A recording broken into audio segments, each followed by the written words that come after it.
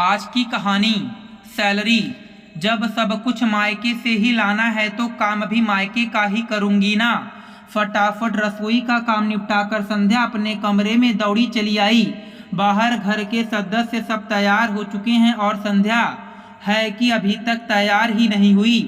जानती थी कि अगर 10 मिनट के अंदर तैयार नहीं हुई तो सासू माँ अच्छा खासा हंगामा कर देंगी, क्योंकि पहली बात तो यह है कि जब वह तैयार हो जाती तो उनसे सब्र नहीं होता, और दूसरी और ज़रूरी बात कि आज उनकी बेटी रोमा के घर प्रोग्राम था।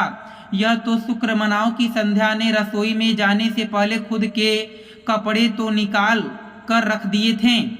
अब फटाफट हाथ मुंह धोकर कपड़े चेंज कर लिए, हल्का फुल्का मेकअप किया और इतने में बाहर से पति मयंक की आवाज़ आने लगी, अरे संध्या कितनी देर लगेगी, तुम्हें जल्दी आओ, देर हो रही है। इससे पहले कि संध्या कुछ कहती सासू माँ राशि जी ने चिल्लाना शुरू कर दिया, अभी खुद के मायके काम होता तो फटाफट तैयार हो जाती, लेकिन यहाँ तो प्रोग्राम मेरी बेटी के घर पर है तो बस लेट करने में लगी हुई है।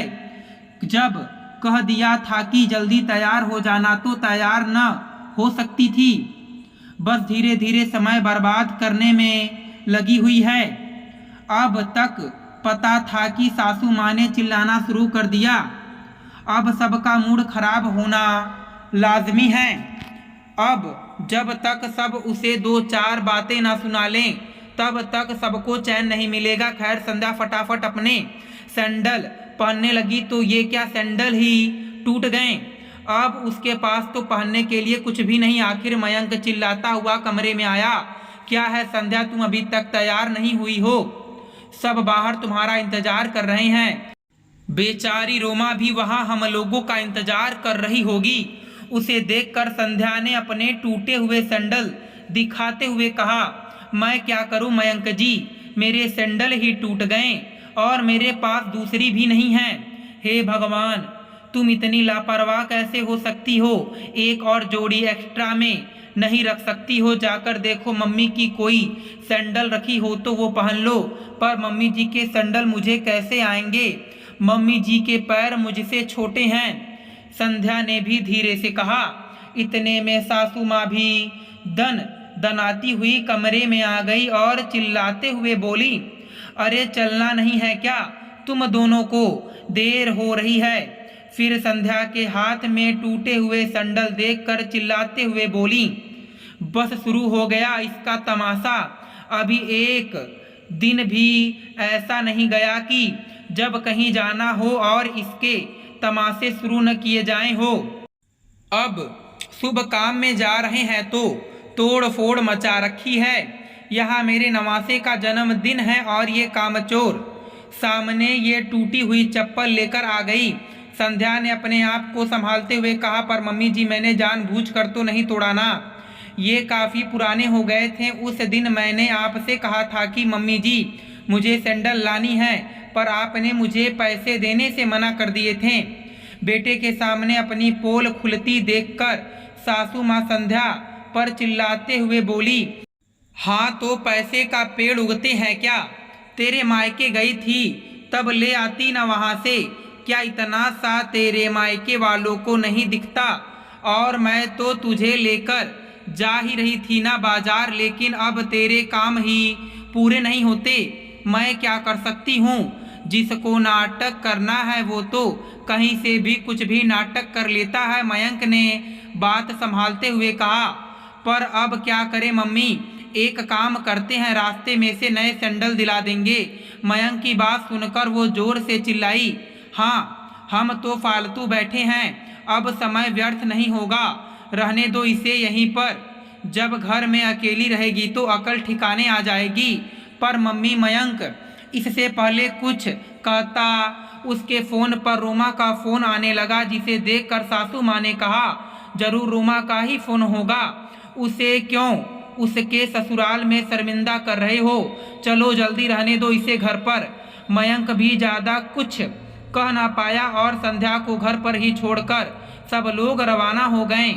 संध्या की आंखों में आंसू आ गए। शादी 2 साल हो गए पर हर छोटी चीज के लिए वो मोहताज हो जाती है, या यूं कहें मोहताज कर दी जाती है। मयंक अपनी सारी सैलरी अपनी माँ के हाथ में रखता, यहाँ तक कि संध्या के हाथ में कुछ ना देता। संध्या अगर जरूरत के पैसे भी मांगती तो उससे कह देती कि माँ से मांग लो, और इधर सासू माँ और भी महान। संध्या जब जरूरत पड़ने पर पैसे मांगती तो सासू माँ का जवाब होता कि अपने मायके वालों से ले लो, मेरे पास फालतू खर्च के लिए पैसे नहीं हैं। सोचते सोचते ही संध्या की आंखों में आंसू बहे जा रहे थे। आज सिर्फ एक चप्पल के कारण उसे ये लोग घर पर छोड़कर चले गए। अब क्या अपनी चप्पल लेने भी वो मायके जाएगी? खैर, जैसे तैसे रात निकली। संध्या ने किसी से कोई बात नहीं की। दूसरे दिन सुबह 8 बजे गए, लेकिन किसी को चाय नसीब तक नहीं हुई। आखिर सासू माँ को चाय नहीं मिली तो वो बाहर आकर चिल्लाने लगी, आज चाय मिलेगी कि नहीं, पता नहीं कहाँ चली गई कामचोर। किस्मत खराब है मेरी जो ऐसी बहू मेरे पल्ले पड़ी। थोड़ी देर बाद संध्या अपने कमरे से तैयार होकर बैग लेकर बाहर निकली तो उसे देखकर सासू माँ बोली, ये सुबह सुबह कहाँ बन ठन के निकली, अभी तक तो हमने चाय भी नहीं पी, घर का काम कौन करेगा? सासू माँ की बात सुनकर संध्या मुस्कुराकर बोली, सासू माँ, अपने मायके जा रही हूँ नई चप्पल लेने के लिए। उसकी बात सुनकर सासू माँ तमतमाते हुए बोली, जहाँ जाना है वहाँ जा, पहले घर का काम करके जा, चाय नाश्ता तैयार करके जा। ऐसा है सासू माँ की, जब सब कुछ मुझे मेरे मायके वालों से ही लेना है तो काम भी मायके वालों का ही करूँगी ना। अब आप लोगों की तो औकात नहीं है तो चप्पल खरीदने की, तो मुझे उन्हीं के पास जाना पड़ेगा। आपका घर है, आप लोग कीजिए अपने घर का काम। सासू माँ ने गुस्से में मयंक की तरफ देखा तो मयंक भी नजरें झुकाकर बैठा हुआ था। अरे तू कुछ बोलता क्यों नहीं?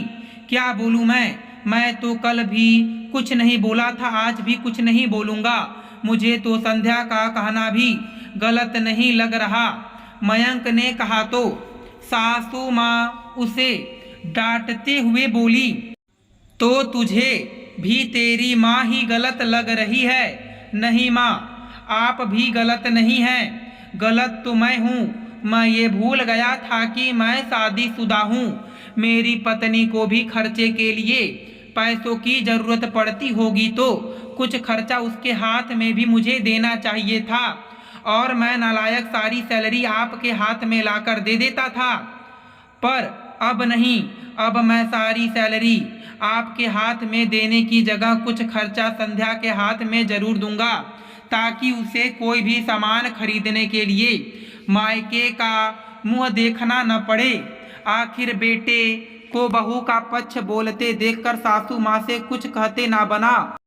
वहीं उस दिन मयंक ने छुट्टी लेकर संध्या को उसकी ज़रूरत की चीज़ों की शॉपिंग करवाई। दोस्तों, मैं उम्मीद करता हूँ कि आपको यह कथा पसंद आई होगी। फिर मिलेंगे आपसे अगली कथा में। आप सभी का धन्यवाद।